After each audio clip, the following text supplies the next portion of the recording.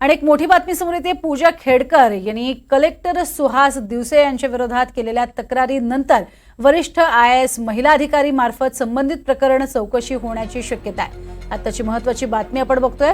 पूजा खेडकरची पुणे जिल्हाधिकाऱ्यांविरोधात आधी एक तक्रार गेलेली आहे, त्यानंतर वरिष्ठ IAS महिला अधिकाऱ्यांमार्फत चौकशी केली जाणार आहे। मुख्य सचिव चौकशीबाबत 2 दिवसात निर्णय घेणार आहेत।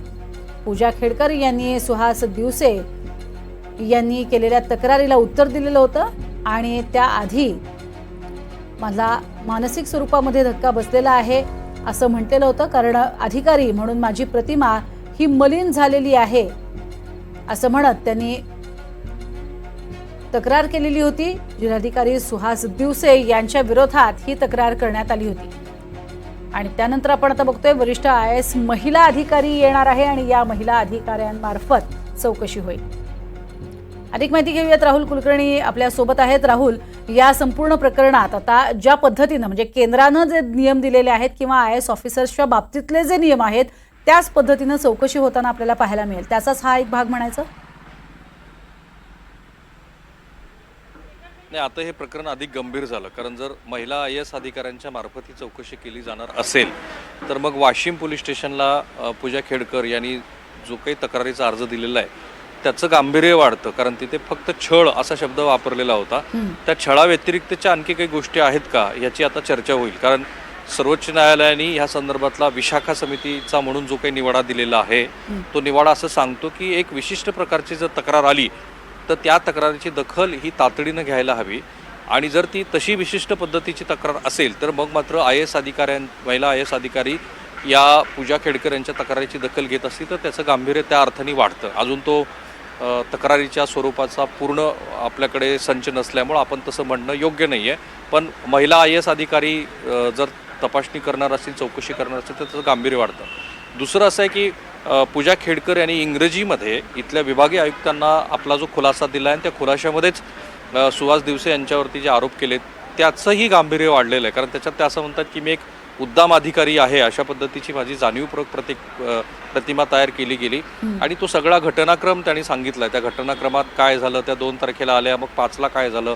8 तारखेला काय झालं आणि त्याच्यानंतर त्यांनी आपल्याला जो छळ केला त्या छळाची पण चौकशी व्हावी अशी मागणी केल्यानंतर विभागीय आयुक्तांनी सुहास दिवसे यांना सुद्धा याबद्दलचं त्यांचं जे काही म्हणणं आहे ते म्हणणं मागवलेलं आहे। ते 2 दिवसामध्ये द्यायचं आहे। गुरुवारपर्यंत हा अहवाल राज्य सरकारकडे म्हणजे अर्थातच मुख्य सचिव सुजाता सौनिक यांच्याकडे जाईल।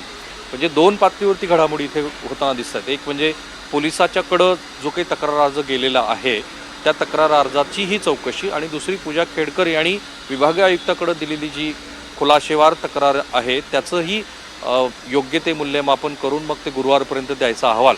सो हे दिवसेंदिवस प्रकरण अधिक किचकट बनत जातं आहे, कारण मधल्या काळात त्यांना कालच खरं तर त्यांना पुन्हा मसुरीला प्रशिक्षणासाठी परत बोलवलेलं आहे अशा पद्धतीची माहिती आली, अधिकृतपणे माहिती आली।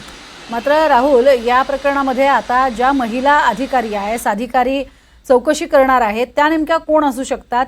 त्या महाराष्ट्रातल्याच असतील की त्याही कोणी केंद्रातनं, दिल्लीतनं किंवा वरच्या दुसऱ्या भागातनं पाठवल्या जातील?